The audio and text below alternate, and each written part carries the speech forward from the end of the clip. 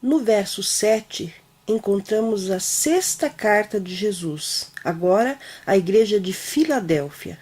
O verso diz: Ao anjo da igreja em Filadélfia escreve: Isso diz o que é santo, o que é verdadeiro, o que tem a chave de Davi, o que abre e ninguém fecha, e fecha e ninguém abre. Veja aí, o texto diz que abre e ninguém fecha, e fecha e ninguém abre. Apenas o sacrifício de Jesus poderia nos remir dos pecados. Nem mesmo um anjo poderia morrer em nosso lugar. Assim, através do sacrifício de Jesus, ele abriu as portas do santuário celestial para que nós pudéssemos nos achegar diretamente a Deus, em nome de Jesus. E ninguém, a não ser ele, pode fechar esta porta. Hebreus 4, versículos 14 a 16 diz: Tendo, portanto, um grande sumo sacerdote, Jesus, Filho de Deus, que penetrou os céus, retenhamos firmemente a nossa confissão, porque não temos um sumo sacerdote que não possa compadecer-se das nossas fraquezas, porém um que, como nós, em tudo foi tentado, mas sem pecado. Cheguemo-nos, pois, confiadamente ao trono da graça, para que recebamos misericórdia e achemos graça, a fim de sermos socorridos no momento oportuno. Vamos ver o significado e a importância do nome Filadélfia. Este nome vem da junção de dois termos gregos. O termo grego philos, que quer dizer amor, e adelphos, que quer dizer irmãos. Ou seja, amor de irmãos, amor fraternal. É justamente isto que quer dizer o nome Filadélfia, amor fraternal. E o período foi caracterizado por uma experiência justamente assim entre o povo de Deus. A igreja de Filadélfia, apesar de pequena, era unida em amor. É esse o amor que se perdeu durante o período de Éfeso. O nome da cidade deriva de Átalo II. Átalo II ele era muito leal ao seu irmão Eumenes e recebeu então por esse motivo o apelido de Filadelfo. Esta fase da igreja cobre o período da mensagem da hora do juízo, em 1844, que é citada em Apocalipse, capítulo 14. É a era do reavivamento, com o nascimento da expansão missionária e a organização das sociedades bíblicas. Pregadores como os irmãos Wesley e outros pregaram uma mensagem poderosa acerca de um grande despertamento. Vejamos então as características da cidade de Filadélfia. Na foto podemos ver a cidade de Filadélfia, que fica num vale aos pés de um platô montanhoso. A parte de baixo e escura, no centro da imagem, mostra a área da antiga cidade. A cidade foi devastada por um terremoto no ano 17 depois de Cristo, e por um tempo as pessoas viveram com medo de tremores. Posteriormente, Filadélfia foi reconstruída com a ajuda do imperador Tibério. Filadélfia estava localizada à entrada do belo vale de Hermo, sendo, por assim dizer, a chave ou a porta para esta área fértil.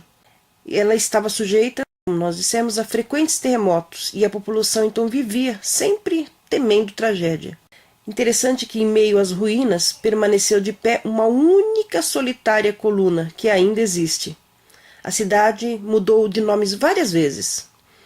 O nome atual é Alezeir, que significa a cidade avermelhada ou a cidade de Deus. Sua atual população é de 15 mil habitantes. Assim como nas outras cidades e nos outros períodos, haviam cristãos, mas haviam também idólatras. E uma inscrição encontrada em Filadélfia menciona diversos deuses e deusas também. Zeus era considerado o chefe desses deuses. Então havia ali altar para a Héstia, para a boa fortuna, para a virtude, para a saúde e também para outras deidades. E como Filadélfia tinha uma relação favorável com Roma, havia também um local para o culto a César Augusto, que foi estabelecido ali em 27 para 26 a.C. Depois que o imperador Tibério ajudou a reconstruir a cidade, depois do terremoto, né? A cidade chamou-se Neo-Cesareia para mostrar sua gratidão ao imperador. Interessante que durante o reinado de Vespasiano, que foi de 69 até 79 depois de Cristo, a cidade mostrou sua devoção a este imperador, chamando-se a si mesma de Filadélfia Flávia, porque Vespasiano vinha da família de Flávio. Olha só que bajulação. No verso 8, vemos o elogio a essa igreja. Conheço as tuas obras. Eis que tenho posto diante de ti uma porta aberta, que ninguém pode fechar. Que tens pouca força, entretanto, guardaste a minha palavra e não negaste o meu nome. O texto aqui diz que tens pouca força, ou seja, eram em número bem menor, eram poucos, mas tinham muito amor. Cristo elogia Filadélfia por poderem receber a aprovação daquele que é santo. A igreja havia guardado a sua palavra e não negara o seu nome. O texto aí fala sobre a porta aberta. Essa porta refere-se à porta do santuário celestial. Jesus assegurou que ele tinha a chave para esse local e que quando ele abrisse a porta para ele, ninguém seria capaz de fechá-la. Em Apocalipse capítulo 11, versículo 19, lemos: Abriu-se o santuário de Deus que está no céu, e no seu santuário foi vista a arca do seu pacto, e houve relâmpagos, vozes e trovões, e terremoto, e grande saraivada. Note que não era uma porta aberta para o céu, mas uma porta aberta no céu. Jesus entrou na presença do seu Pai. Uma porta foi aberta no céu, a porta de acesso ao lugar santíssimo no templo. Através da porta do templo celestial, pôde-se ver a arca contendo os 10 mandamentos. Muitos raios preciosos de luz que foram ocultados pela tradição durante a Idade Escura são agora postos em evidência para que se possa compreendê-los. Novas verdades são apresentadas, tais como a do sábado, e outras mais, mas, infelizmente, muitas igrejas cerraram suas portas para essas verdades. Quando a porta no céu se abriu, as portas das igrejas protestantes se fecharam. Deus também abriu a porta para a atividade missionária praticamente em todas as partes do mundo, na época representada por essa igreja. Alguns pregadores foram enviados para diversas partes do mundo a fim de pregarem o Evangelho. A Sociedade Bíblica Britânica e Estrangeira começou a funcionar em 1804. Foram feitas conferências proféticas. Novos métodos de transporte e comunicação vieram à existência, facilitando assim a disseminação do Evangelho a todo o mundo nesta geração. E veja o conselho de Jesus para ela, nos versos 9 a 11. Eis que farei aos da sinagoga de Satanás, aos que se dizem judeus e não o são, mas mentem, eis que farei que venham e adorem prostrados aos teus pés, e saibam que eu te amo. Porquanto guardaste a palavra da minha perseverança, também eu te guardarei da hora da provação, que há de vir sobre o mundo inteiro, para pôr à prova os que habitam sobre a terra. Venho sem demora, guarda o que tens, para que ninguém tome a tua coroa. Veja que Jesus não apresentou nenhuma reprovação. As duas igrejas que não foram criticadas, Esmirna e esta, Filadélfia, eram as igrejas que sofreram maior perseguição.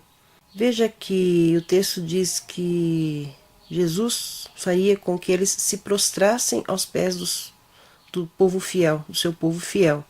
Ou seja, esses indivíduos eram facilmente identificados e por isso acabaram por ter que se render ao poder espiritual superior dos cristãos verdadeiros, dos cristãos genuínos. O texto fala aqui que eles guardavam a palavra da minha perseverança. E no texto de Apocalipse, lemos que a perseverança dos santos se refere àqueles que guardam os mandamentos de Deus e têm o testemunho de Jesus. Fala aqui que ele vem sem demora. Aqui se refere à segunda volta de Jesus, e foi nessa fase da história que surgiu um movimento chamado de Movimento do Advento, onde começou-se a pregar a proximidade da vinda de Jesus. Essa igreja começou não só a distribuir Bíblias por todo lado, como também passou a pregar uma verdade que nem mesmo a Reforma havia pregado, a proximidade da vinda de Jesus. E o texto diz aí, conserva. Ou seja, vigia, porque tudo o que tens hoje não é garantia de que o terá amanhã. E o que é isso que tens? É o dom da salvação. Ele diz: guardaste a palavra da minha paciência. A linguagem parece indicar um atraso no segundo advento, além da expectativa da igreja. A vinda de Cristo era considerada muito próxima e as pessoas o esperavam muito em breve. Sua vinda foi atrasada pela entrada da igreja no período terrível de mornidão laodiceana, que é a carta que veremos no nosso próximo estudo. O livro de Hebreus faz menção a essa aparente demora. Diz: não lanceis fora, pois, a vossa confiança, que tem uma grande recompensa, porque necessitais de perseverança, para que depois de haver desfeito a vontade de Deus, alcanceis a promessa, pois ainda em bem pouco tempo aquele que há de vir virá e não tardará. A atitude da igreja indica que por causa dessa aparente demora, muitos perderão a confiança. Estes não vivem pela fé, mas dizem em seu coração: o Senhor retardou a sua volta.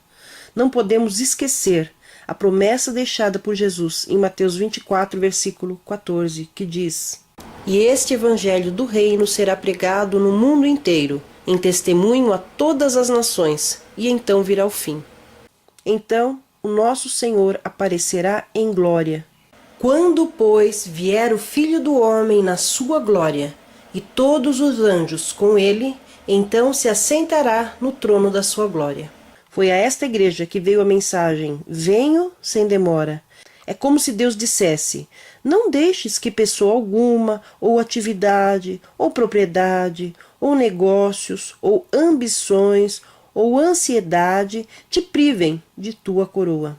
E no verso 12 nós encontramos a promessa a essa igreja: a quem vencer, eu farei coluna no templo de meu Deus, donde jamais sairá, e escreverei sobre ele o nome do meu Deus, e o nome da cidade do meu Deus, a nova Jerusalém, que desce do céu da parte do meu Deus, e também o meu novo nome.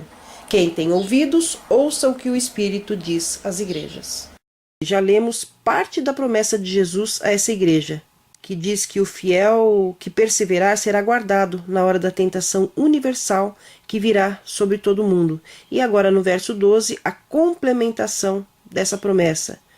Já falamos no início do comentário dessa igreja que restou dessa cidade uma única coluna que resistiu ao devastador terremoto que ocorreu no século 17 depois de Cristo. Essa coluna simboliza muito bem o vencedor, a quem Cristo prometeu fazer coluna no templo de Deus, para sobre ele escrever o seu novo nome. No restante do verso, lemos sobre a vinda de Jesus e a descida da cidade santa. Se você quiser conhecer mais sobre esse assunto, da vinda de Jesus e da descida depois da cidade santa, entre nesses links que estamos colocando abaixo. Em nosso próximo estudo, veremos a última das 7 cartas que Jesus enviou às igrejas da Ásia.